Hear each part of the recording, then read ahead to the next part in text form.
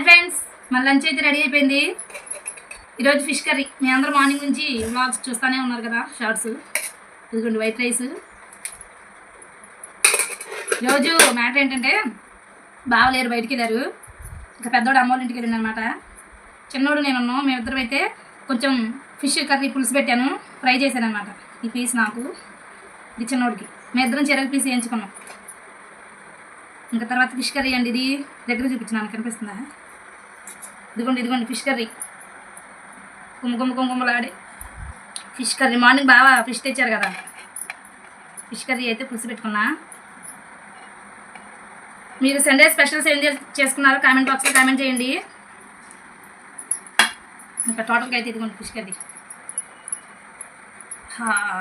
పులుసు పెట్టాను అనమాట. ఇవాళ చేపల పులుసు. వేడివేడిగా ఉంది, ఇప్పుడే ఫ్రై చేసా. అది ఎలా అందుతుందాం.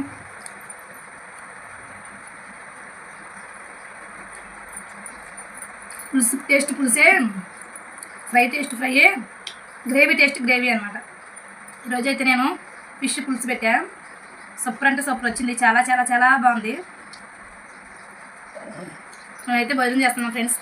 అంటే ఫుడ్ వీడియోలు చేయక్క, ఫుడ్ బ్లాగ్ చేయక్క అని అందరూ అడుగుతున్నారు. వర్క్కి అయితే వెళ్ళట్లేదు, ఎండ వల్ల వర్క్ మానేసా కాబట్టి పనికి వెళ్ళట్లేదు. మీకోసం అయితే ఈ చిన్న షార్ట్ అనమాట. ఎందుకంటే మరి మీరేం కర్రీ తిన్నారో, ఈరోజు సండే స్పెషల్ ఏం కర్రీ చేసుకున్నారో కామెంట్ బాక్స్లో కామెంట్ చేయండి.